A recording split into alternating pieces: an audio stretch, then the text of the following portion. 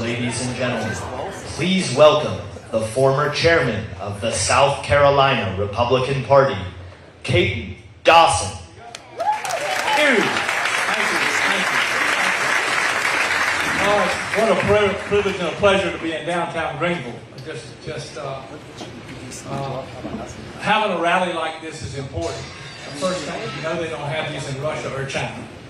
That's not what they do. That's what makes, one of the things that makes us different as Americans, is this open process of being able to elect people. Second of all, I need to thank the people of Greenville, in Greenville County. I was your chairman for about 8 years, building a majority with a guy named David Wilkins in the State House and putting conservatives in. And the entire time I was chairman, we would have races for governor and races for things, and we'd have a war room. And all over the state would call, and Charleston would come in and we'd lose it. Richland County would come in and we'd lose it by 18,000 votes. You'd come in and then all of a sudden we'd hit Newberry. Well, Greenville County's Board of Elections would always hold your votes. And as they would call, whether it would be Mark Sanford, who's running for governor, or Lindsey Graham, who replaced Strom Thurmond, or whether it was on and on, or all calling and asking, you know, what are the votes? We're losing, do I need to write a speech? And we'd always say, hold on, boys, the cavalry's coming. And then we get Greenville's votes. And then we get Pickens. And then we get Anderson. And then we get Oconee. And we get the upstate. And that's what changed South Carolina for the good. And it was you in Greenville County that started and still owns the conservative movement, and God bless you for being here tonight. It's my privilege and pleasure to introduce our speaker in a minute, but let me give you some context here about just America and what's going on here. We started a country with a small group of patriots, a very small group of patriots who told the King of England that we wanted to be free. And it's always a small group, much smaller than this, that starts really big things. We had a big thing called civil rights, started out of churches with Martin Luther King. He said he couldn't do it. It was a really big thing. It was the right thing to do. And that was a small movement that started right up the road from here.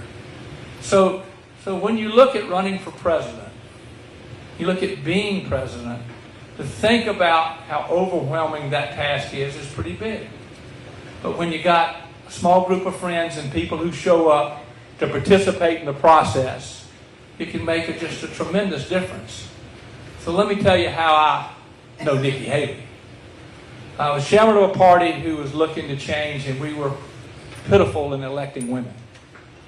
It just wasn't great. And somebody came and said, you've got to go see this lady over in Lexington County who was running against, and I said, she's running against Larry Coon? They said, yeah, well, that's a guy who had been in office for 30 years and won 15 straight elections, had never lost.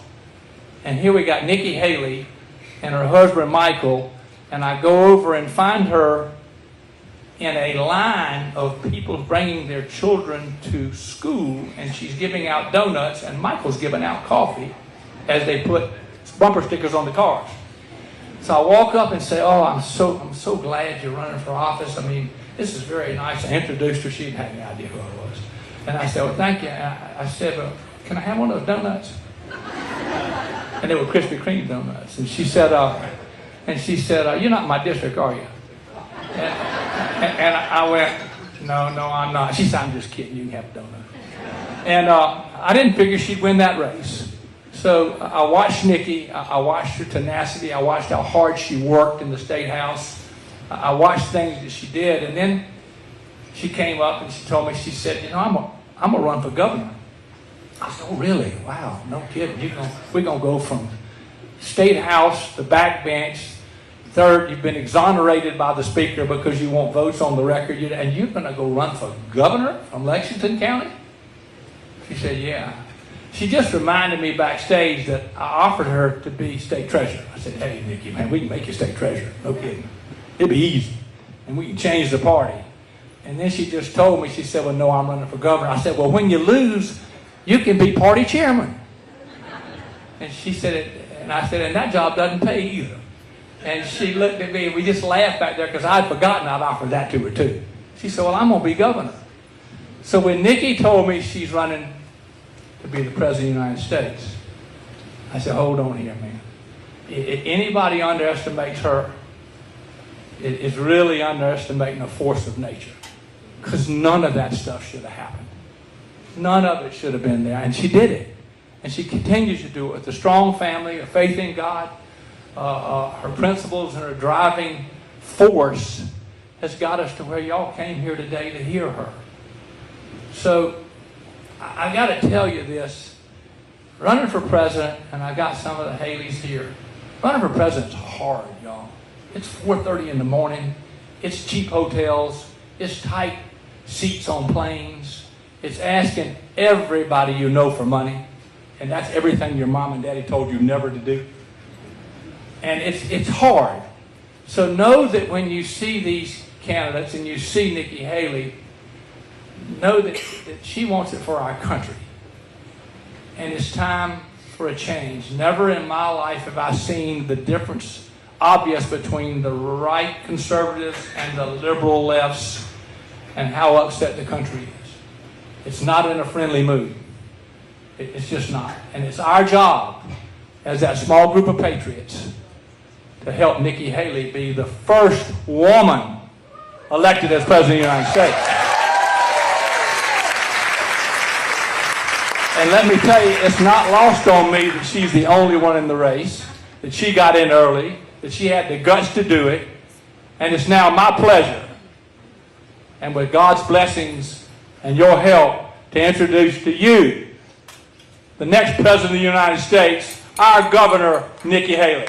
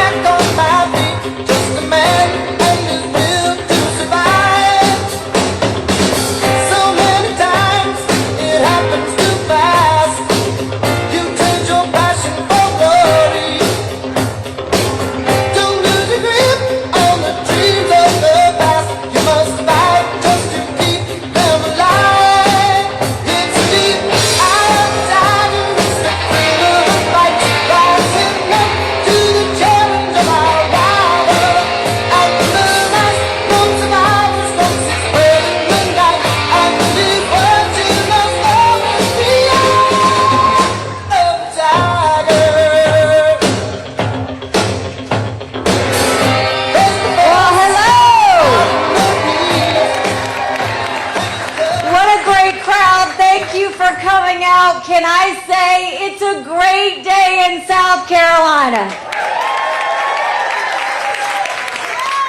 You know, we have been all over the country, and we have an amazing country. I will tell you that. But I have to say, there is no better state in the country than South Carolina. I'm just saying, it's a beautiful place, and I'm glad to be here, and thank you for coming out. So we've got some things to talk about, but I first want to do kind of a little poll. How many of you are new to South Carolina?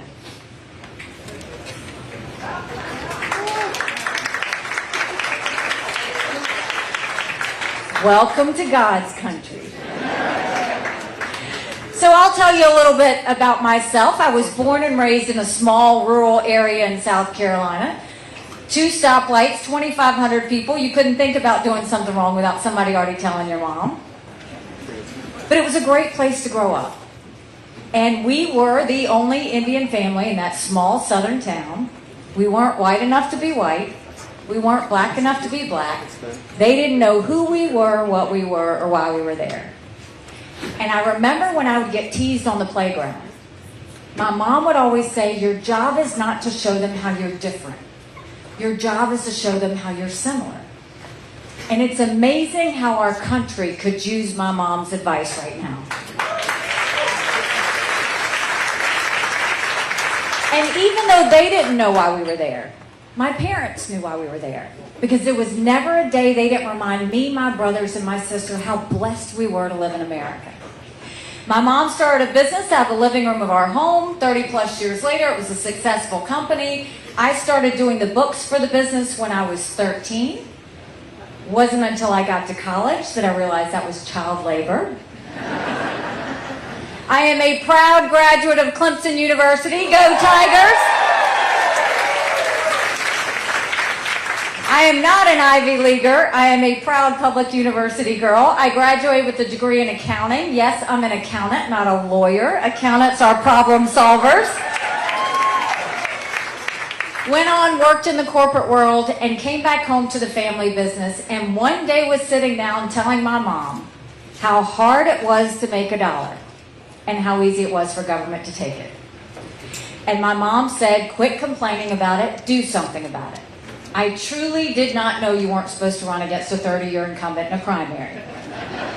But ignorance is bliss, and once I realized he was related to half the district, the only option was to win. And I said, we've got way too many lawyers at the State House. I think they need a really good accountant.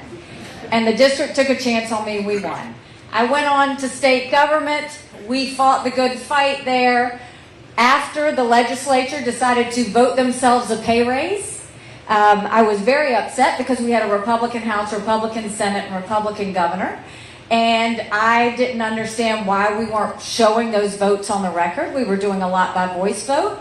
I filed a bill that said anything important enough to be debated on the floor of the House or the Senate, it's important enough for people to know how their legislators voted.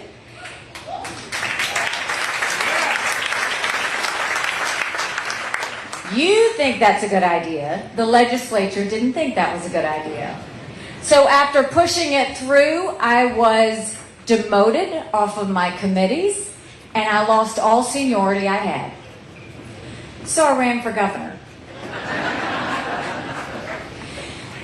And I'm proud to say one of the first bills we signed into law is now in South Carolina. Anything debated on the floor of the House or the Senate requires a legislative vote on the record, and we took it a step further and we did it on every section of the budget.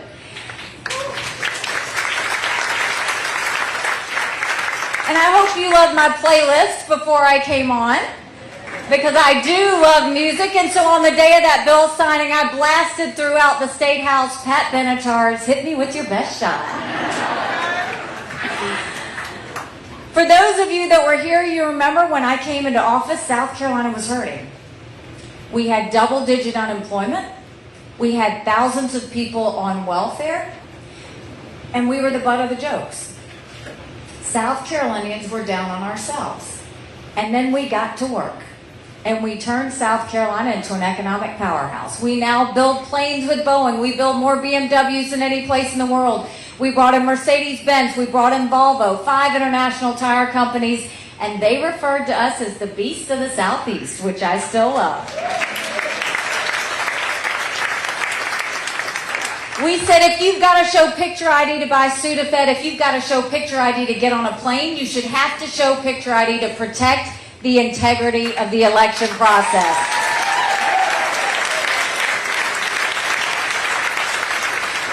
We passed voter ID in South Carolina, and we also passed one of the toughest illegal immigration laws in the country. We did a mandatory E-Verify program that required our businesses to have to prove that the people they hired were here legally.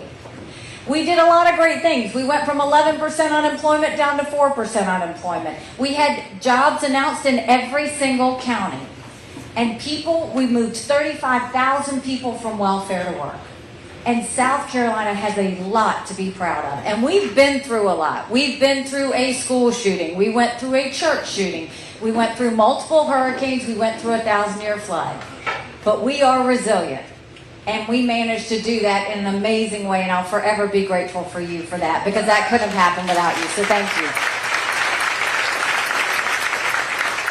And then I got the call for the United Nations, and my answer to that truly was, I don't even know what the UN does. I just know everybody hates it, right?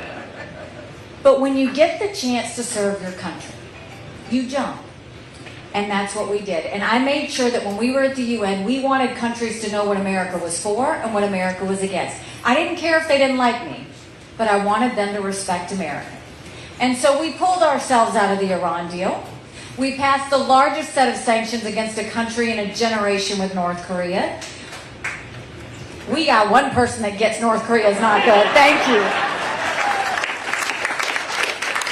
We moved the embassy in Israel from Tel Aviv to Jerusalem and acknowledged a truce.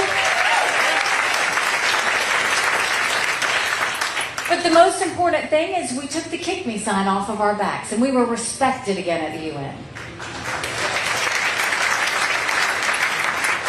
But when we moved that embassy, we were condemned by the entire world at the United Nations. And I was proud to issue the first American veto in several years, but I was mad. So I went back to my office and I said, okay, I want you to put a book together. I want you to list all 193 countries. I want the second column to be the percentage of times they voted with the U.S. and against the U.S. And I want the third column to be how much foreign aid we give them.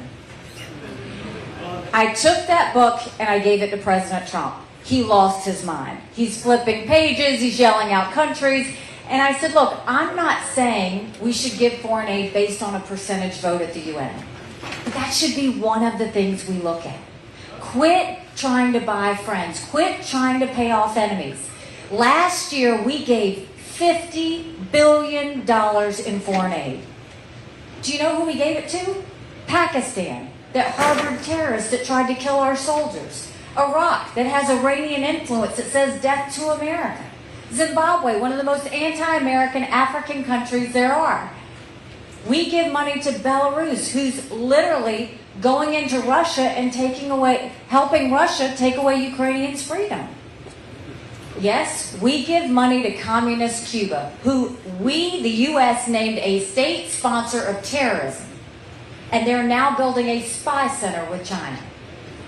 And if that wasn't enough, the biggest kick in the gut, we give money to China.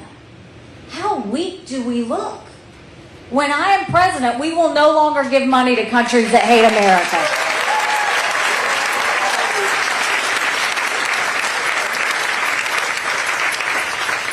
So now I'm running for president. And I don't need you don't have to turn on the TV to see how bad things are. You can feel it. You feel it at the grocery store. Your kids feel it at school. We all feel it. We are now $32 trillion in debt. We are having to borrow money just to make our interest payments. China owns some of that debt. Now, I would love to say, oh, Biden did that to us. But I always told you the truth. And I'm going to do that today. Our Republicans did that to us too.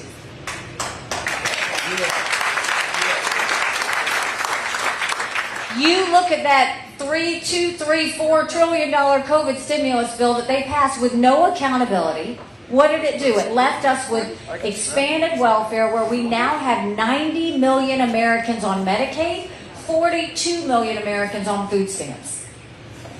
And did Republicans try and make it right after that?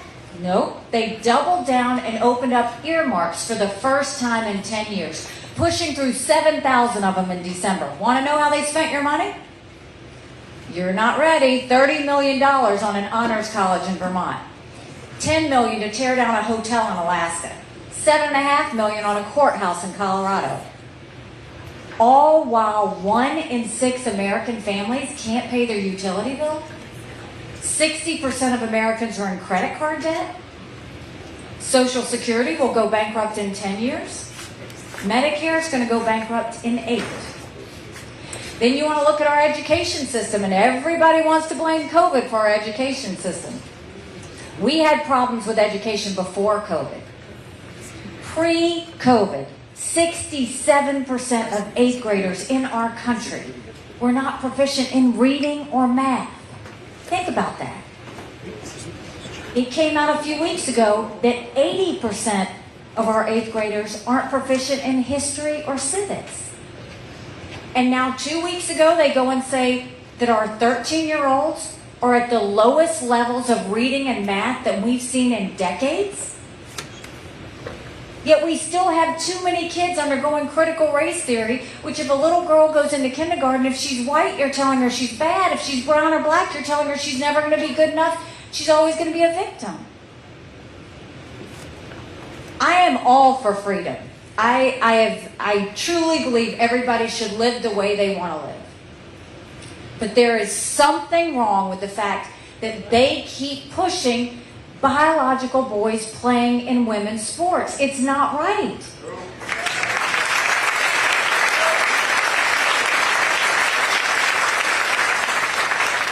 My daughter ran track in high school.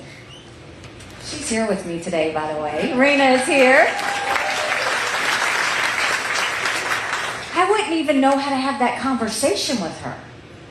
How do we get our girls comfortable with biological boys in their locker room? You can't. And then did you see recently Johns Hopkins defined what a woman was? A non-man. I'm not kidding you. A non-man.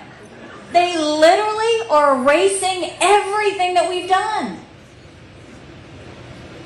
We know strong girls become strong women. Strong women become strong leaders. We have to raise strong girls always.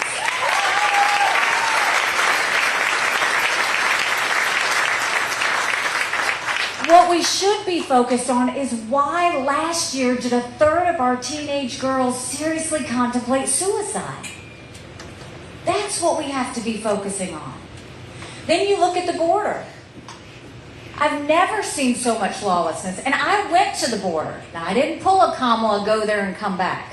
I went 400 miles down that border. You are not ready for what I saw. Mounds of clothes, mounds of shoes, paraphernalia, rape areas that the women and girls had to walk through.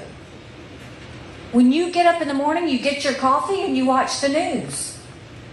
When these ranchers get up in the morning, they get their coffee and they go see if anyone died trying to cross the fence.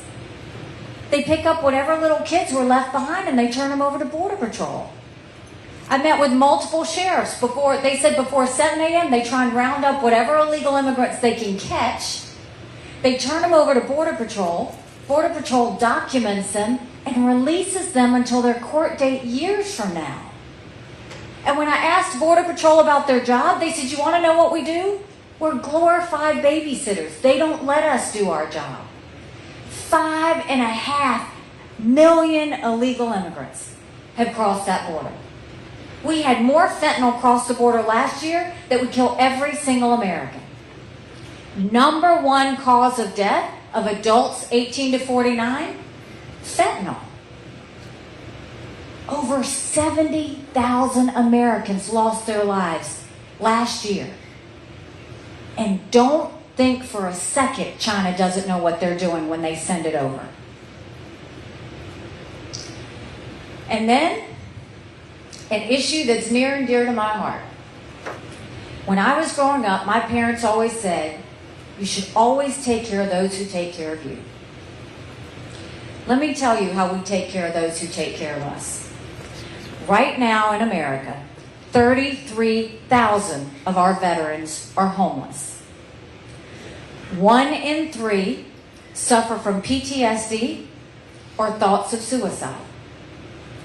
22 of our heroes lose their life to suicide every day. If a veteran wants to get a doctor's appointment, they go to the VA. The average amount of time, 29 days. Why 29? Because on the 30th day, they can go to whatever doctor they want.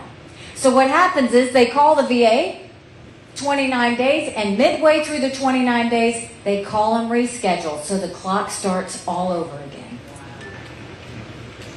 That's shameful. It's shameful. You're not just supposed to love them when they're gone.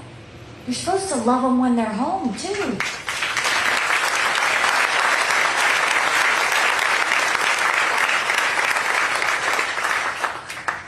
My husband deployed to Afghanistan. Everybody sees. You go and you watch on TV. It's a beautiful day when they come home. It's hugs, it's kisses. We're so thankful they made it home safe. God bless you for your service. But what people don't realize is it's not the coming home. It's what happens when you get home. So my husband, when he got home, couldn't hear loud noises. He couldn't be in crowds. Life had passed him by for the year that was gone. That transition is tough. We have to start taking better care of those who take care of us.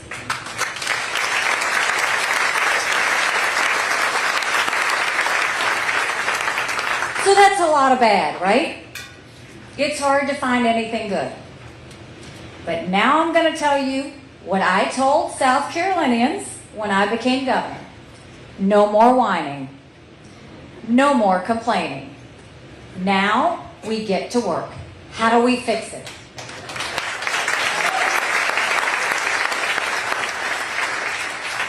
When it comes to our economy, let's claw back the $500 billion of unspent COVID dollars that are out there.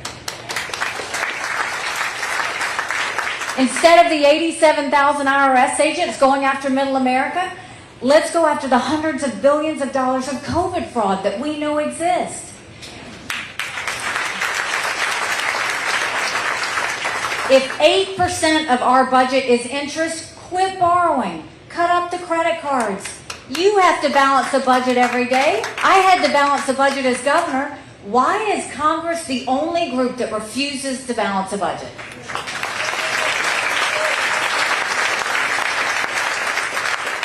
We will stop the spending, we will stop the borrowing, we will stop the earmarks, and I will veto any spending bill that doesn't take us back to pre-COVID levels.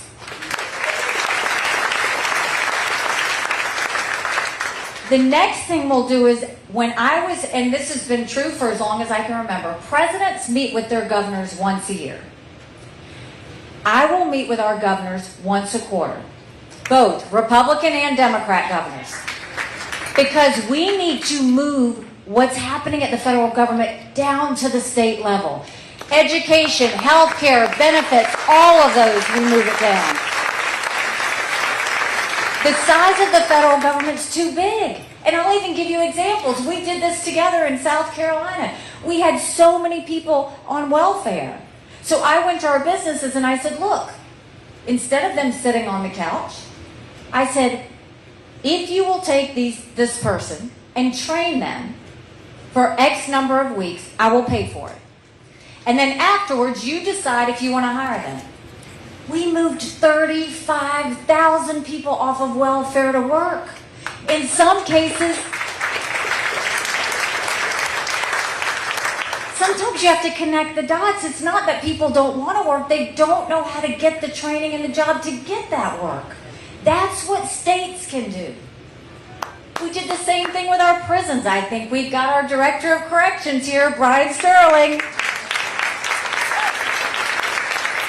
You think you like him now. Wait till I tell you what we did. We went into our prisons. We looked at how they got in, what happened when they get there, and what happens when they go home.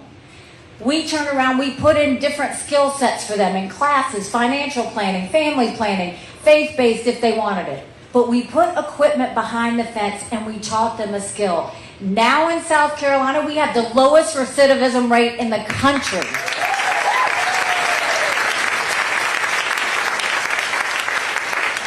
We showed how to lift up everybody, but that's what happens when you push that power down to the people. You reduce the size of the federal government and you empower states to do for themselves. That's what I will do. When it comes to education, we knew in South Carolina if a child couldn't read by 3rd grade, they were 4 times less likely to graduate high school. So we started doing reading remediation. We brought in their parents. We got them back up so that they could be successful. We need to do that all over the country. We've got to catch these kids back up on reading, or we'll lose them all.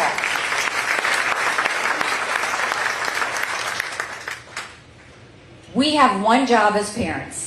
One job, and that's to get our kids right. No school bureaucrat should get in the way of what a child is taught or said. Every parent needs to know that. There needs to be full transparency in the classroom. No hiding things from parents. And every parent should be able to pick the school their child goes to.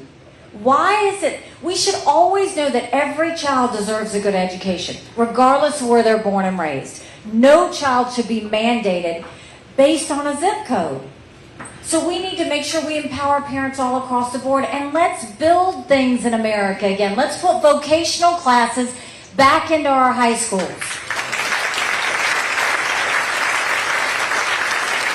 In South Carolina, we have apprenticeships all over the state because our kids were learning how to make the things that we're building. Let's do that across our country. So we've got what we need to do in terms of debt. We've got what we want to do in terms of education. Now the border.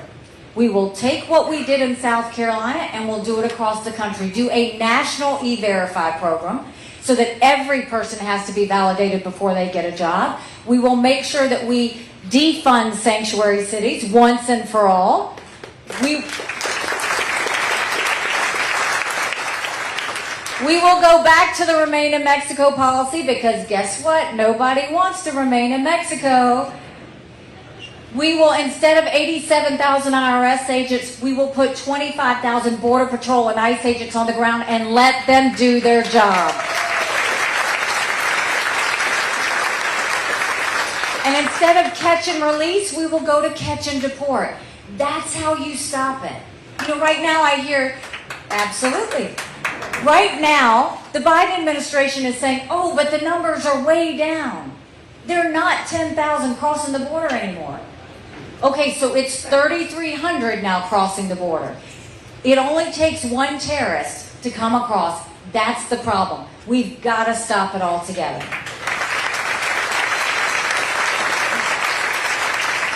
And we will thank our veterans for the rest of their life. We will do it the right way. Veterans will be able to pick the doctor and hospital of their choice. We will make sure that we have telehealth so that they can get mental health help immediately on the day that they need it instead of having to wait.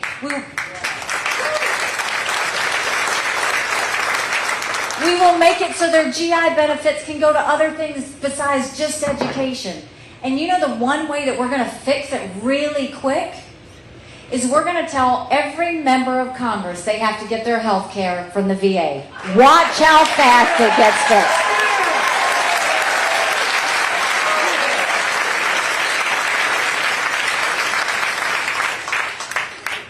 And that gets back to all of this. What has Congress done for you lately? Anything? They got nothing done. Literally nothing done. They love to go on TV and complain. They love to go on TV and tell you how bad the other side is, but they get absolutely nothing done. That is why we need to fight for term limits once and for all. We've got to have them in America.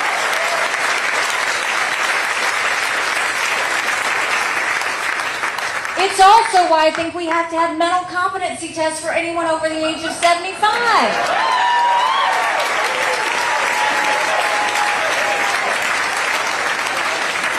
Y'all, I am not being disrespectful when I say that. I am not. And I know Jill Biden thought I was being very disrespectful. I'm not. I don't care if you do it for 50 or over. Yes, I am in my prime, in case anybody hasn't told you. The reason this is important is these are people who are making decisions on your national security. These are people making decisions on our children's future economic policy. We need to know that every person that's serving us is at the top of their game. It's not too much to ask.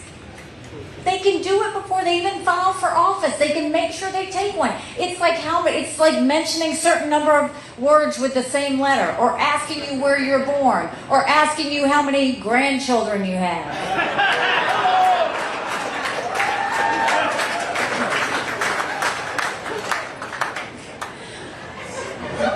Why are y'all laughing?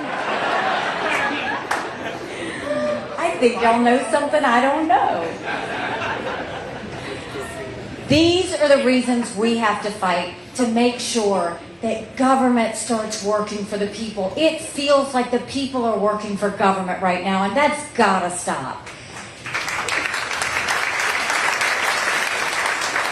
So we have not talked about national security yet. And let me tell you, it's a pretty scary thing when you think of Joe Biden handling our national security. But it's more scary to think about Kamala Harris handling our national security. Did you ever think we'd look at the sky and see a Chinese spy balloon looking back at us? It was a national embarrassment. But think about it. You've got Russia invading Ukraine. You've got Iran building a bomb. You've got North Korea testing ballistic missiles. China's on the march. But none of that would have happened had we not had that debacle in Afghanistan. The idea that we left Bagram Air Force Base and that our men and women in military who served there had to watch us leave Bagram Air Force Base in the middle of the night without telling our allies who stood shoulder to shoulder with us for decades because we asked them to be there. Think about what that told our friends.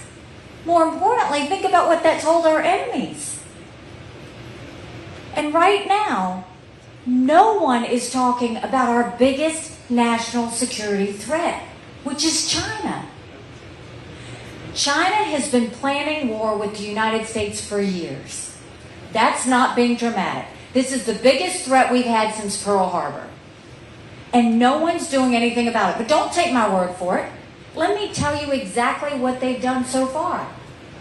They have completely started infiltrating our country. They have bought up 400,000 acres of U.S. soil, most recently near Grand Forks Air Force Base, where our most sensitive drone technology is. They are sending fentanyl over, knowing exactly what the cartels are doing with it. They are sending millions of dollars to our universities to sell propaganda on China. And when we figure out what it is, because it was called Confucius Institutes, they now change the name and send it another way. We have Chinese front companies lobbying our members of Congress for laws basically that the Communist Chinese Party wants. You've got the fact that they steal $600 billion of intellectual property from us every year. We do nothing about it. And that's a lie. And you want to know the scary part is what they've done with their military. So, Commerce has a list of sensitive technology that we are not supposed to send to China because it builds up their military and it hurts our country. Last year, Biden approved 70% of the requests to send that to China. So when you look at what China's doing with their military, they have modernized their military. They just came out with a 5th generation fighter jet. How'd they do it? Stealing our intellectual property. They now have the largest naval fleet in the world. They have 350 ships. In 2 years, they're going to have 400 ships. We won't have 350 ships in 2 decades. They have started building hypersonic missiles. We've barely gotten started on that. They are building up, if you look, artificial intelligence, cyber, space, they're all over that. And they've now started doing neurostrikes.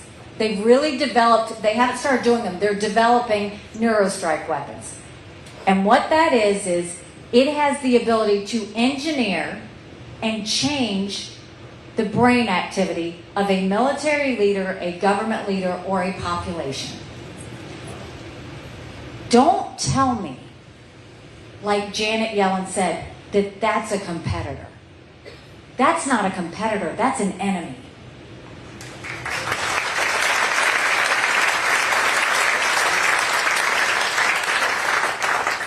You had Blinken go hat in hand to China. Then you had Yellen say, we should do more business with China. And so they rolled out the red carpet, and she got some heat on it. She said, oh, but I scolded them. I told them that, look, we should be able to have fair rules. We're just competitors. It shouldn't be a winner-take-all scenario. And she doesn't understand China. I mean, I negotiated with them. All they do is think winner-take-all. They don't know any other way. They don't believe in playing fair. They never have. And they don't see us as a competitor. They see us as an enemy. They're literally going and trying to change language in the Bible so that it talks about how bad the West is.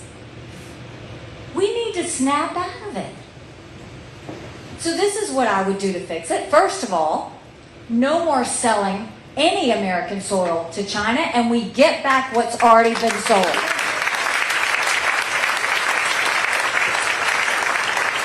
We go to our universities and we say, you either take Chinese money or you take American money, but the days of taking both are over, and we get that Chinese infiltration out of our universities. I don't want to just stop the lobbying that the Chinese front companies are doing. I want to stop all foreign lobbyists. No foreign lobbies need to be lobbying Congress. That's what ambassadors are for. And when it comes to fentanyl, we'll put our cartels, we'll make sure that our special operations deals with the cartels, and we'll tell China we will end all normal trade relations until you stop killing Americans. You watch how fast they fix it.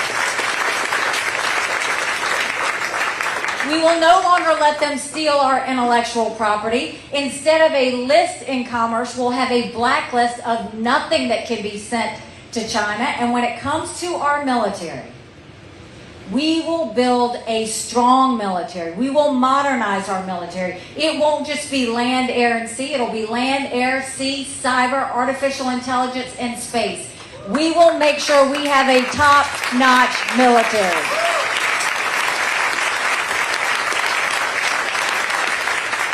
And you know the first step in doing that? Quit making them take gender pronoun classes. It's demoralizing to them. That's not the focus of what the military needs to be. We need to get them ready for whatever it takes. And let me tell you, strong militaries don't start wars. Strong militaries prevent wars. Our military can do it. When I was at the United Nations, there were two things they never wanted us to have. They never wanted us to have a strong military, and they never wanted us to be energy independent. We will do both of those things because they're hugely crucial. To have a strong military, we'll pull down all the bureaucracy. We'll pull out all of those woke scenarios. We'll make sure that we give our military everything they need to be successful, and we will stop giving favoritism to certain defense contracts, because that's happening and that's what's causing it to be slow. That's when our men and women will know we truly have their back. And when it comes to energy independence, no more going hat in hand to Saudi Arabia or getting dirty oil from Iran and Venezuela. We will do an all-of-the-above energy approach and make sure we never have to count on anyone for our energy needs.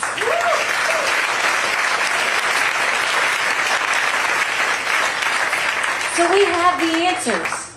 We know what we need to do to get our country back on track. But the one we have to seriously focus on is this national self-loathing that has taken over our country. The idea that people say that America's bad or rotten or racist. I was elected, you elected me, the first female minority governor in history. America's not racist, we're blessed.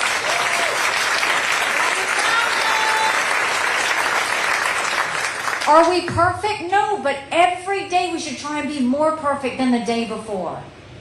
Our kids need to know to love America. Our kids need to be saying the Pledge of Allegiance when they start school every day.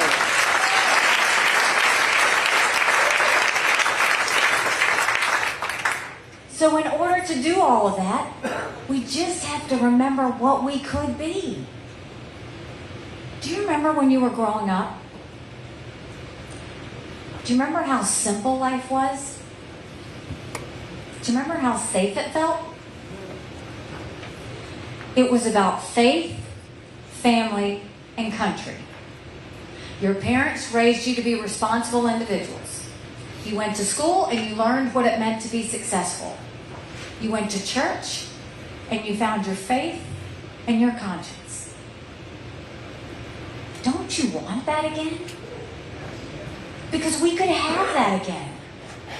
But in order to have that, you've got to realize a major truth here.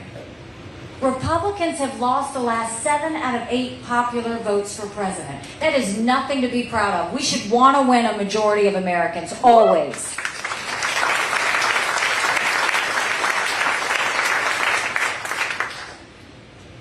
You know, a few weeks ago, 3 weeks ago, I dropped my husband off at 4 a.m. for another year-long deployment. And I watched him and 230 soldiers carry their 2 duffel bags and load a bus to go to a country they've never been. All in the name of defending and protecting America.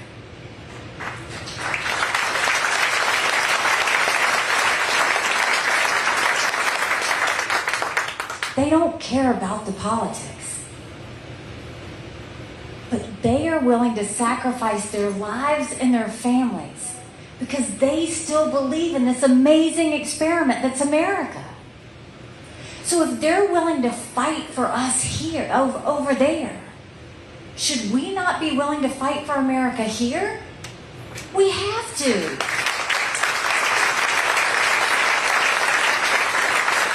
But in order to do that, it's going to take a lot of courage from every single person in this room. Courage for me to run, and courage for every one of you to know, don't complain about what you get in a general election if you don't play in this primary. It matters. It matters.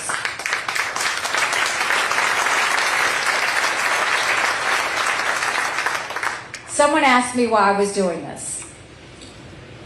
And I said, I'm doing this for my parents because they came here 50 years ago to an America that was strong and proud and full of opportunities.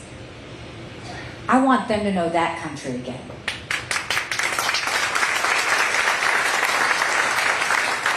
I'm doing this for my husband Michael and his military brothers and sisters because they need to know their sacrifice means something and that we do love our country.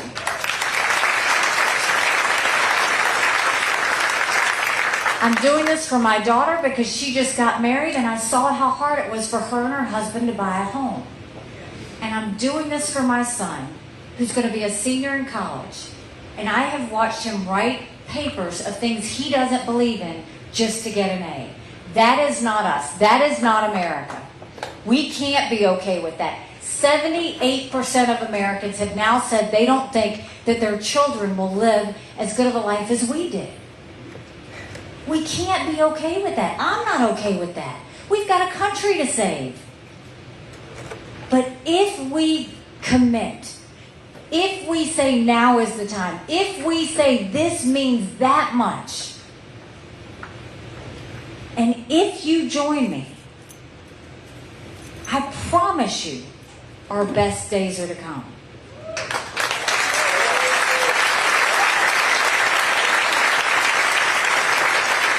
So y'all have been so gracious to sit and listen to me. Now I want to listen to you. We've got a couple of people with mics. I know it's a big crowd, but we're going to try and see if we can get questions. So I've got Miles and Andrew with mics. Just raise your hand and they will find you.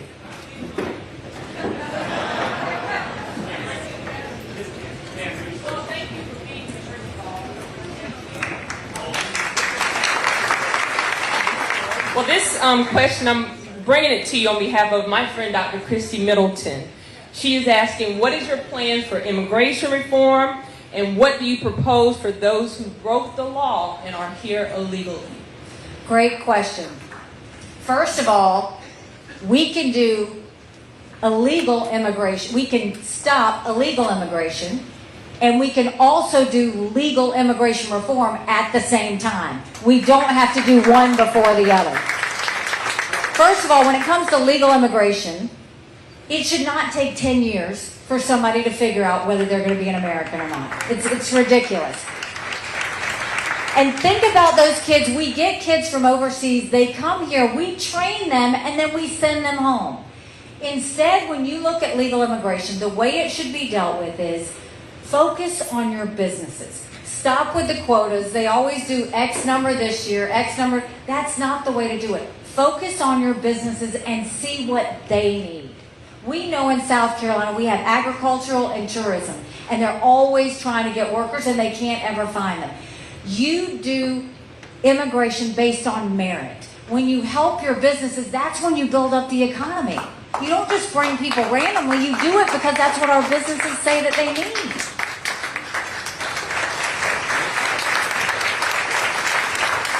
And when it comes to illegal immigration, I'm sorry, but if they came here illegally, you gotta send them home. You gotta send them home. Because these people who've been waiting in line for a long time to come into this country, that did it the right way, they put in the time, that put in the price, like my parents, you can't have somebody skip the line by breaking the law. You've got to send them back to send a message. And when you start doing that, no one's going to try and break the law anymore. So it's a lot of common sense. It's not rocket science. We are a country of laws. The second we stop being a country of laws, we give up everything this country was founded on. All right, guys, I can't see you, but... Right over here, man. Okay. I'm glad you mentioned about recognizing that China is our enemy and that our military needs to be built up. But our military, in my research, shows they're still getting vaccines and medications that are manufactured or at least partially manufactured in China. I can't believe they have our military's best interest at heart. And that's a great point. When we look at China, and the way to deal with China is strictly through a national security lens. The number one job of a president is to protect Americans, period. Protect Americans. Government was intended to secure the rights and freedoms of the people. It was never meant to be all things to all people. So when you look at the national security, think back during COVID. Everybody told you to put on a mask. They were made in China. Everybody said, oh, you got to take a home test. If you turned it over, it was made in China. If you walk down your drugstore aisle now, all those medications are made in China. We have to start getting with our allies. South Korea, Japan, Australia, India. They are all making moves to become less dependent on China. We need to make sure we learn exactly what happened to the Europeans with Russia and understand, don't wait for something bad to happen. If we can't make it, let's go to our friends to make it. But we are not going to be dependent on any of our enemies. And that's what's happening right now. We'll put a stop to all of it, and we'll make sure that we can handle it with our allies as opposed to our enemies.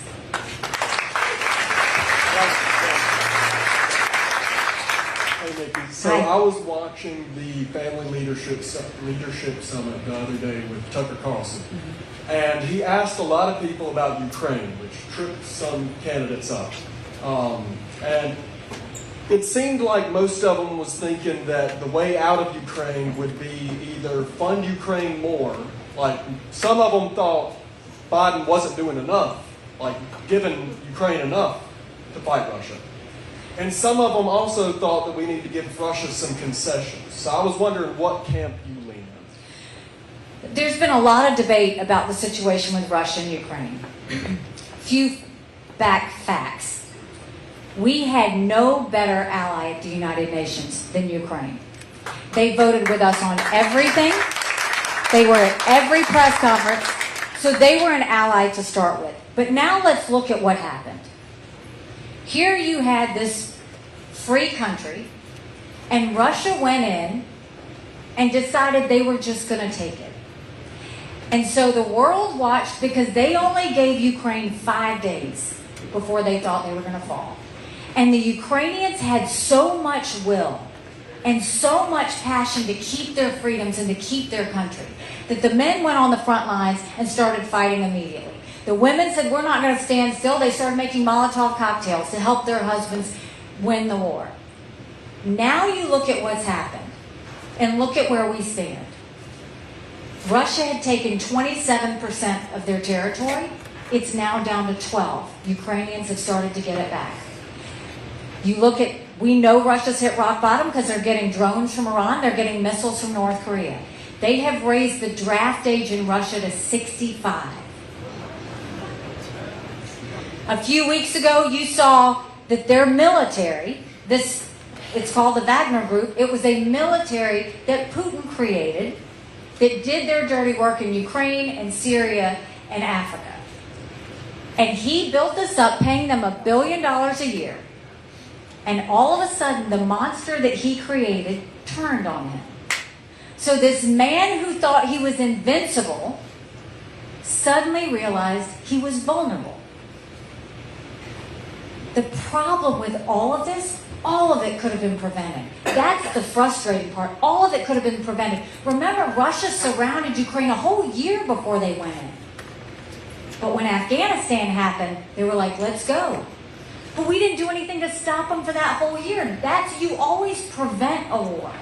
So that didn't happen. Then Biden's been slow to the tape. I will tell you, first of all, I don't think we should give Ukraine or any country straight up cash. I think that's a bad precedent to have. I don't think we need to put troops on the ground in Ukraine. But I think what we do need to do is get with our allies and make sure that Ukraine has the equipment and the ammunition to win. Because if Ukraine wins this, it will send the biggest message to China when it comes to Taiwan. It'll send a message to Iran that's trying to build a bomb. It'll send a message to North Korea.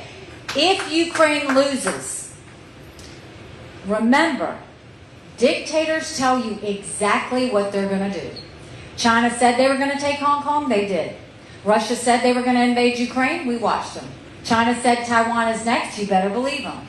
Russia said after Ukraine, it's going to be Poland and the Baltics. If that happens, that's a world war. We are trying to prevent war. Now go back and think of the Olympics. Russia and China stood in front of the entire world holding hands, naming themselves unlimited partners. And when the Russian plane knocked down our U.S. drone several weeks back, President Xi showed back up in Russia. A win for Russia is a win for China. Never forget that. They are unlimited partners, and that's why it matters. It's more than just about Ukraine. It's about making sure we stop China in the process. So the one thing we want is, let's end this war. How should we have ended this war? We had an opportunity twice recently.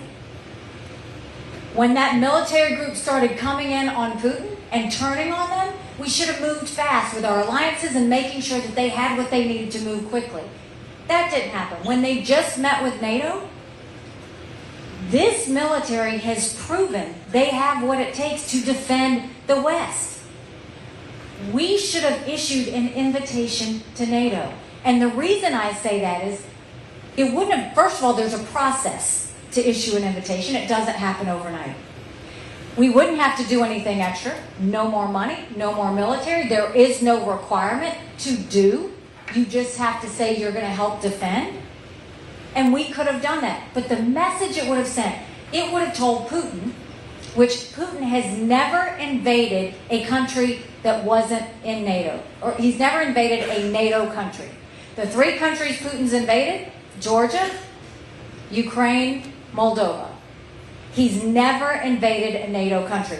But because they didn't come out strong on that, what would have happened if we did is, it would have told Putin he needs to look at an exit strategy, but it also would have told Zelensky he needed to go home to his people and say, look, we're going to have some assurances. It would have helped end this war quicker. We have to be ready for these opportunities when they happen, and that hasn't happened. But I will continue to say a win for Ukraine is a win for freedom, and that's why we have to care about it.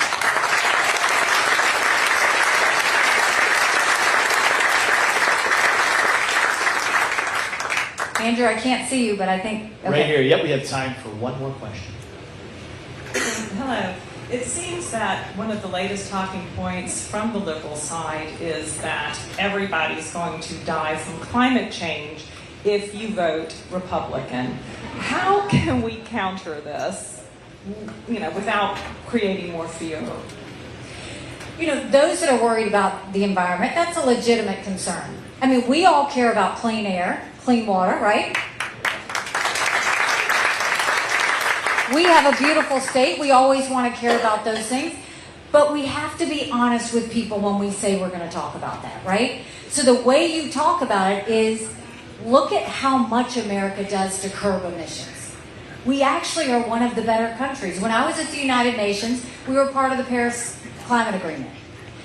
And I told the president we have to get out of it. And the reason is all the countries would put regulations on themselves. Well, Obama put all of these regulations on America, which hurt our businesses, added new regulations, caused a lot of red tape, all of these things. You had other countries who didn't do near as much. So China, for example, their commitment was they deal with it in 10 years. I've dealt with them enough. 10 years never comes. Look at Kerry. Kerry just showed up saying that we have to talk with China about climate. What did China do? They sent them packing. And they said, we'll deal with it when we want to deal with it. If we truly care about the environment, if we really want to do something, and I'm for it, then let's first start going to China and India and tell them that they have to curb their emissions because they're the biggest polluters out there. When we go to these countries that aren't doing good things, that's when you can truly make the biggest difference when it comes to our environment. We can't do it right now. Because right now, yes, we're a good actor, but you've got other countries that aren't a good actor. So for those that care about the environment, we care about it too. We're going to fight for it too, but we're not going to hurt America in the process. We're going to go and hold these other countries accountable to make sure we get it done.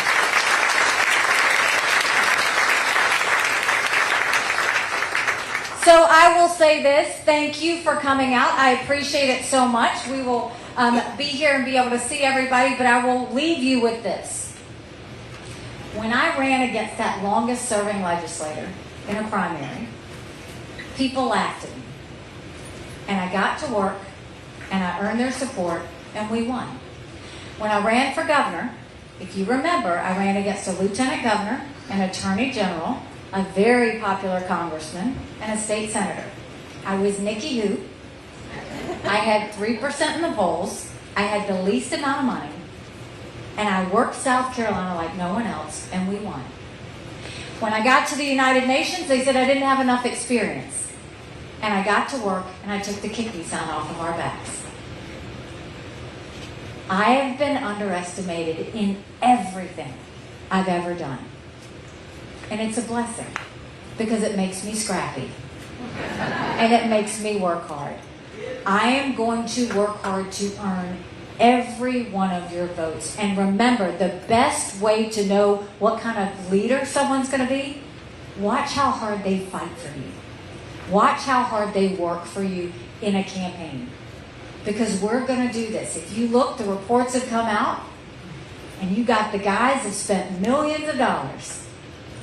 We have raised, us and our supporting groups have raised $34 million, 160,000 donations from all 50 states, and we haven't spent hardly any of it.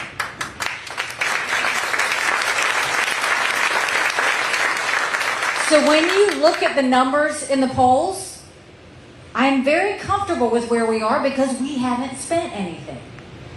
Because everybody's on vacation and their kids are out of school. But guess what? The first debate is in August.